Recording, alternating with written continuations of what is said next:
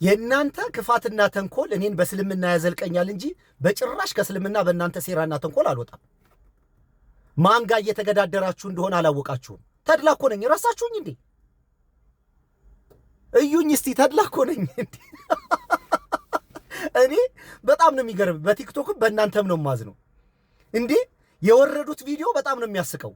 ጁማዓ ቀን መቅሪብ ላይ አንድ የካባዶ መስጊድ ሐጂ መሐመድ ሳኒ መስጊድ እስልምናን የተቀበለ ልጅ ነበረ። ዌልካም ብለን የፖስተነውን አስነስተውታል። በጣም የሚያሳዝነው ከኡስታዝ ያሲን ኑር ጋር አብረን ነበር የዋልኩት። ኡስታዝ ያሲን ኑር ጋር አብሬ በመዋሌ ደስተኛ ነኝ። የዛሬ ጁማ ቆንጆ ነበረ፣ ስጦታም ሰጠኝ። አልሐምዱሊላህ ረብል ዓለሚን። መምህሮቻችንና ክብር እንስማ የሚለውን አስወርደውታል።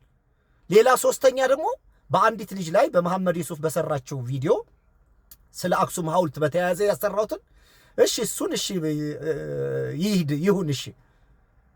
ግን ከኡስታዝ ያሲን ኑር ጋር አብሬ ነው ያልኩት የሚል ቪዲዮ ታስወርዳላችሁ። ምን አይነት ጠማማ ናችሁ እንዴ? በእንደዚህ አይነት መንገድ እኔ ብጸና እንጂ በእንደዚህ አይነት መንገድ እኮ እኔን ቻሌንጅ ማድረግ እኮ አትችሉ።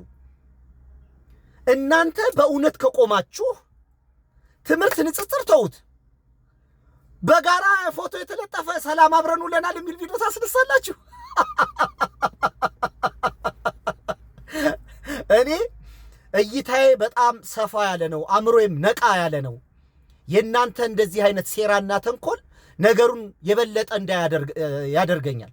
አንደኛ እናንተ የቆማችሁበትን የእውቀት መሰረት እንዴ፣ ሰው ፎቶ ሲነሳ ስጦታ ሰጠኝ መባባል ካናደዳችሁና ካበሳጫችሁ ያላችሁበት የስነ ልቦና ችግር የትየለሌ ነው ማለት ነው። ይሄንንም አስወርዱት ከፈለጋችሁ። ግን እኔ ላይ የተቀመጠውን እውነትስ እንዴት ታደርጉታላችሁ? በምንድን ነው እሱን ፈንቅላችሁ የምታወጡት? ሰውስ ምን ያህል ትዝብት ውስጥ ይጥላችኋል?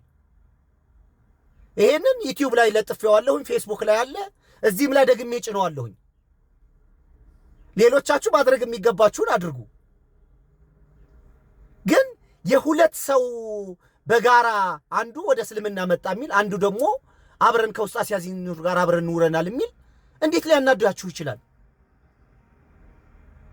ማለት አይቀፋችሁም? ይሄን ሪፖርት ስታስደርጉ